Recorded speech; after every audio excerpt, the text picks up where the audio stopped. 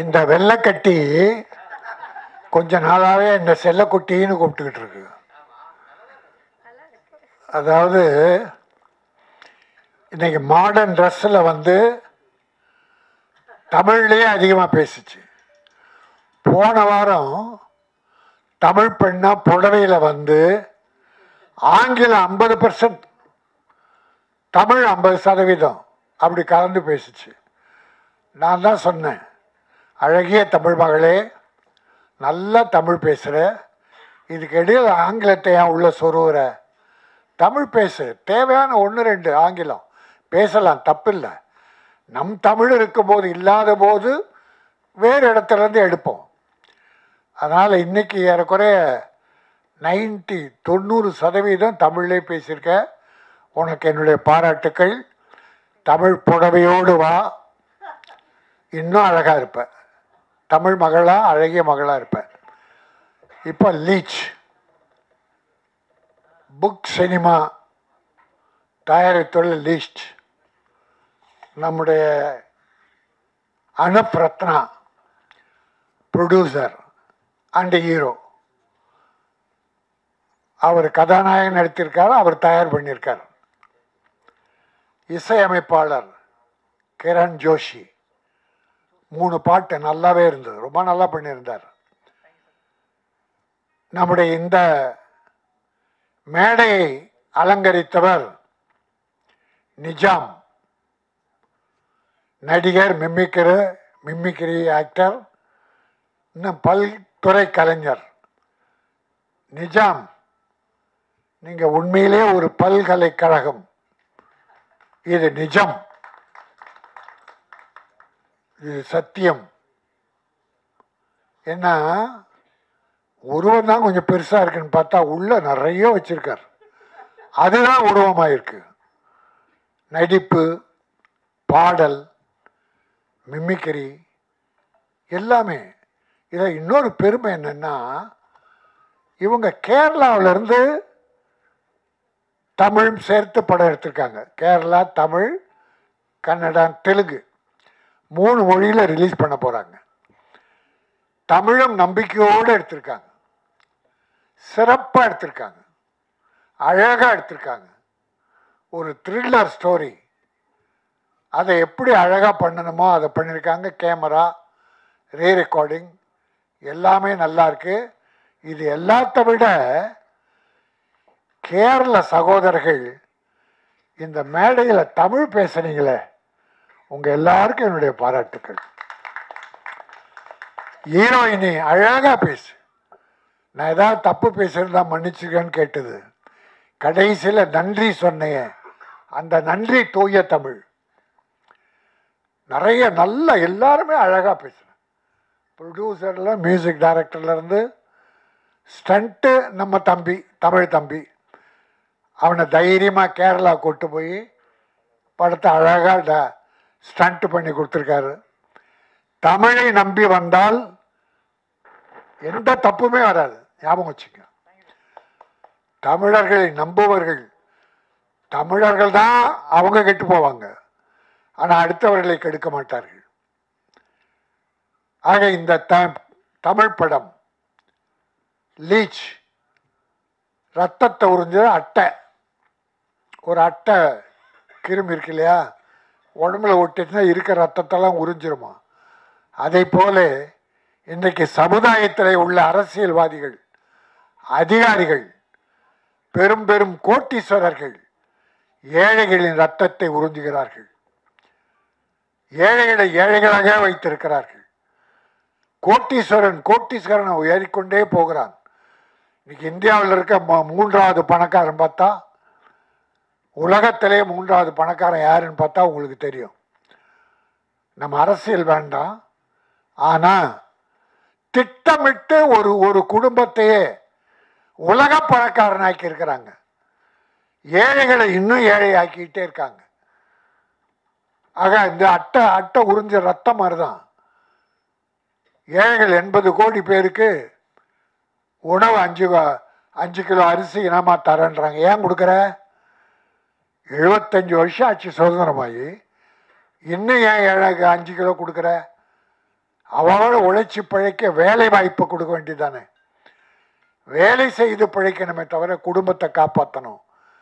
ஆனால் அடுத்தவன் ரத்தத்தை உறிஞ்சுகிற அட்டைகள் இருக்கிற காரணத்தால் ஏழைகள் ஏழைகளாகவே போய் கொண்டிருக்கிறார்கள். ஆக இன்றைக்கு இந்தியாவிலே அது நிறைய பேசு பொருளாகி இருக்கிறது. எல்லாருமே உணர்ந்திருக்கிறார்கள். ஆகவே என் அருமை சகோதரர்களே, அடுத்தவர்களை வாழ வைப்போம். நாம் வாழுவோம், அடுத்தவர்களையும் வாழ வைப்போம். நான் ஒரு சில விஷயம் சொல்லுவேன். ஆத்மா, புண்ணியாத்மா, மகாத்மா. ஆத்மா நமக்குள்ளே இருக்கிறது. நாம் நல்லா இருக்கணும், நம் குடும்பம் நல்லா இருக்கணும் என்று உழைத்து பிழைத்து குடும்பத்தை காப்பாற்றுற ஆத்மாவுக்கு சொந்தக்காரன். இன்னொரு கேட்டகரி, நாம நல்லா இருக்கணும், நல்லா இருந்து அடுத்தவங்களே வாழ வைக்கணும், மற்றவங்கள வாழணும். நாம் சம்பாதித்ததில் நம் குடும்பத்துக்கு வைத்து கொண்டு மற்றவர்களுக்கு உதவி செய்யணும். அவன் புண்ணியாத்மா. ஆத்மா புண்ணியாத்மா. இன்னொரு கேட்டகரி தான் அற்புதம்.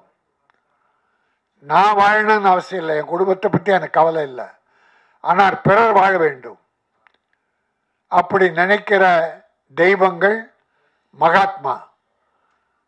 மகாத்மா காந்தி இந்தியாவுக்காக வாழ்ந்தார், அவர் உலக மகானானார். அன்னை தெரேசா உலகத்துக்காக வாழ்ந்த தாய். அன்னை தெரேசா கல்யாணம் ஆகியிருந்தா ஒரு 2 குழந்தைகளுக்கு தாயாக இருக்கலாம். ஆனால் கல்யாணம் செய்து கொள்ளாமல் கருவுறாமல் பிற குழந்தைகளெல்லாம் உலக மக்களை காப்பாற்றினார்களே, அதனாலே அவர் உலகத் தாயானாள். பெருந்தலைவர் காமராஜ் தன் தாயை கூட கவனிக்காமல், தன் உறவுகளை கவனிக்காமல் தமிழக மக்கள், இந்திய மக்களை காப்பாற்றினாரே, அவர் மகாத்மா. நம்முடைய அப்துல் கலாம் தன் குடும்பம் பாராது இந்திய மக்கள் உயர வேண்டும், உலகம் உயர வேண்டும் என்று பாடுபட்டாரே, அந்த அப்துல் கலாம் மகாத்மா. நான் இதை சொல்வதன் மூலம் எல்லாருமே மகாத்மா ஆக முடியாது, புண்ணியாத்மா ஆகலாம். நாமும் வாழ்ந்து நம் குழந்தைகளை, குடும்பத்தை காப்பாற்றி மற்ற பொருளில், மிஞ்சுகிற பொருளில் பிறருக்கு உதவி செய்து அந்த குடும்பத்தையும் காப்பாற்றினால் புண்ணியாத்மா ஆகலாம். அதுதான் மனித பிறவி. இன்றைக்கு சினிமா எப்படி இருக்கிறது? தமிழ் சினிமா என்றால் நொந்து போயிருக்கிறது, வெந்து போயிருக்கிறது. சின்ன ப்ரொடியூசர் மட்டுமல்ல, மிகப்பெரிய கம்பெனிகள்லாம் சிரமத்தில் ஆழ்கிறார்கள், பொருளாதார சிரமத்தில் ஆழ்கிறார்கள். பெரிய கம்பெனிகள்லாம் தோல்விகளை தழுவி கொண்டிருக்கிறது. இந்த கார்பரேட் கம்பெனிகள் வந்துதான் தமிழ் சினிமா மிக மோசமான நிலைக்கு போவதற்கு காரணமே கார்பரேட் கம்பெனி என்பது உண்மை. இந்த சம்பளத்தை ஏற்றி ஏற்றி ஏற்றி அவங்க தான் சின்ன ப்ரொடியூசர் கூட பிழைக்காமல் பண்ணிட்டாங்க. இது எல்லாத்த விட கொடுமை என்னன்னா, தமிழ் சினிமாவின் தலைமகன், உலக நடிகர்களுக்கெல்லாம் தலைவன், தமிழ் சினிமாவின் அடையாளம் நடிகர் திலகம் சிவாஜி கணேசன். ஏழையாய் பிறந்து நாடகங்களை நடித்து பராசக்தியின் மூலமாக கதாநாயகனாகி உலக நடிகனாக உயர்ந்து காட்டியவர். பேரறிஞர் அண்ணா சொன்னார், தென்னாட்டு மார்லன் பிராண்டோ. ஆனால் தென்னாட்டு பிராண்டோல இவர்தான் உலக நடிகர், அப்புறம்தான் பிராண்டோலாம். அப்படிப்பட்ட உழைத்தால் உழைத்து உழைத்து தமிழை, நடிப்பை உலகத்துக்கு எடுத்து காட்டிய அந்த சிவாஜி கணேசன் வீடு இப்பொழுது ஏலம் போவதற்கு நோட்டீஸ் ஒட்டப்பட்டு விட்டது. கோர்ட்டில் இருந்து ஆர்டர் வந்து விட்டது. இந்த சினிமாவில் ஒற்றுமை இருந்தால், அது யாரோ பேரப்பிள்ளையோ பிள்ளைகள் இருக்காது, பேரப்பிள்ளை ஏதோ படம் எடுத்தாரு, 3 கோடி கடன் வாங்கியிருக்காரு, 3.5 கோடி கடன், படம் ரிலீஸ் ஆகலை, பணத்தை திருப்பி கொடுக்கல, வட்டி ஏறி ஏறி அது 9 கோடிக்கு மேலே போயிருக்கு. ஏறும், வட்டிக்கு வாங்கினா ஏறதான் செய்யும், நம்ம அவங்கள குறை சொல்ல. ஆனால் அது சிவாஜி கணேசன் யார் பேரம் பண்ணானோ யார் பண்ணாங்களோ, நடிகர் திலகம் சிவாஜி கணேசன் கலைஞரால் சிவாஜியா, சிவாஜியால் கலைஞரா, முத்தமிழறிஞரா என்ற கேள்விகள் எழுதுவதெல்லாம் சிவாஜியால் கலைஞர், கலைஞரால் சிவாஜி. முத்தமிழறிஞர் எழுதிய வசனத்தை பேசி சிவாஜி புகழ் பெற்றார். புகழ் அந்த வசனங்களை சிவாஜி நடித்ததாலே, பேசியதாலே முத்தமிழறிஞர் கலைஞர் பெயர் பெற்றார் என்று ஒருவர் ஒரு போட்டி. உயிர் நண்பர்கள். அவருடைய வீடு இன்றைக்கு ஏலம் என்கிற போது யாரால் எதனால் என்பதை பார்ப்பதை விட தமிழ் நடிகர்கள், ஹீரோக்கள் மனசு வச்சா 10 பேர் ஒன்னா சேர்ந்து கொஞ்சம் பணம் போட்டு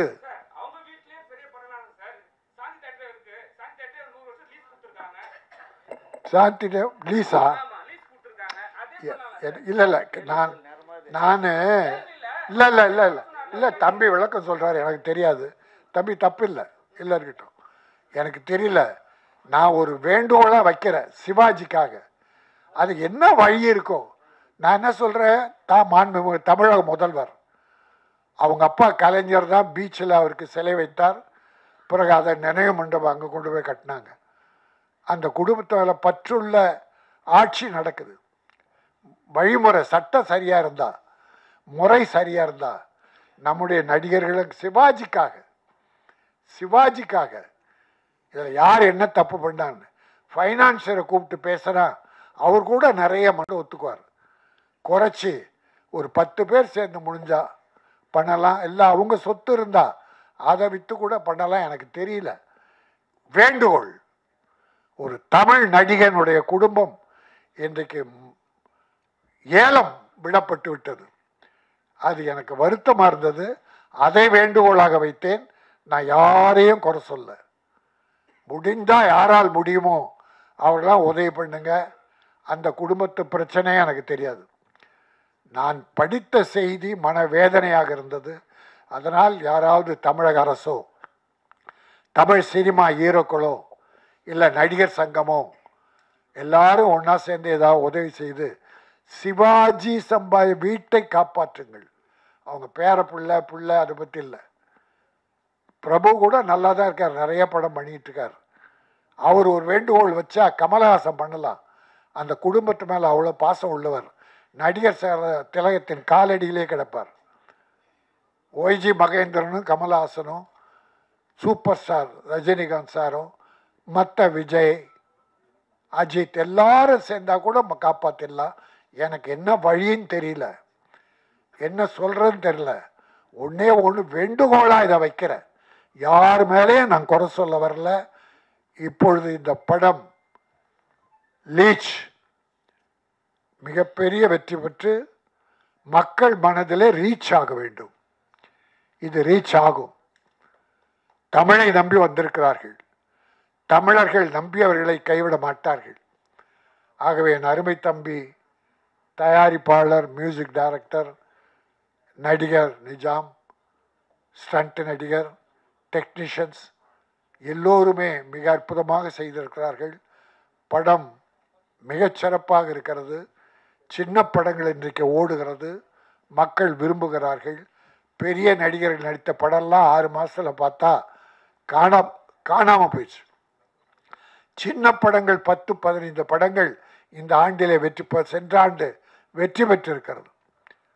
ஆக படம் ரிலீஸ் ஆன பிறகு தான் இது சின்ன படமா பெரிய படமானே தெரியுது. மக்கள் முடிவு பண்ணுறான். அதனால் இந்த லீச் இங்கே தமிழக மக்கள் உங்களை ஆதரிப்பார்கள். எங்கள் பத்திரிகை சகோதரர்கள், ஊடக நண்பர்கள் சிறப்பாக எழுதுவாங்க.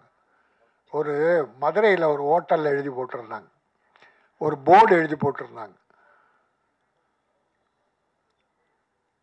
இங்கே சாப்பிட வருபவர்கள் சாப்பிட்ட பின்னாலே உணவு நன்றாக இருந்தால் எங்களிடம் சொல்லுங்கள். நல்லா பண்ணியிருக்கப்பா, ஹோட்டல் நல்ல ஹோட்டல்ப்பா, நல்ல சாப்பாடுப்பா. எங்களிடம் குறை இருந்தால் மன்னிக்க வேண்டும். சாப்பிட்டு ஏதாவது உணவு உப்பு இல்லை, காரம் இல்லை, குறை இருந்தால் எங்களிடம் சொல்லுங்கள். சாப்பாடு நல்லா இருந்தால் வெளியே சொல்லுங்கள். சாப்பாடு நல்லா இருக்குப்பா அந்த ஹோட்டலில், நல்லா பண்ணியிருக்காங்க, ஃபர்ஸ்ட் கிளாஸ் என்று வெளியே சொல்லுங்கள். நல்லா இல்லைன்னா எங்ககிட்ட சொல்லுங்கள், கேஷியர்கிட்டப்பா இது நல்லா இல்லை மாற்றிக்க சொல்லுங்க என்று ஒரு போர்டு எழுதியதை படித்து ஆச்சரியப்பட்டேன்.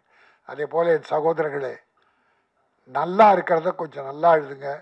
குறை எழுதலாம், குறை எழுதணும், அதை குறைவாக எழுதும். அதுவும் சின்ன படங்களுக்கு கொஞ்சம் குறைச்சே எழுதலாம், பெரிய படங்களுக்கு நல்லாவே எழுதுங்க. நன்றி, வணக்கம்.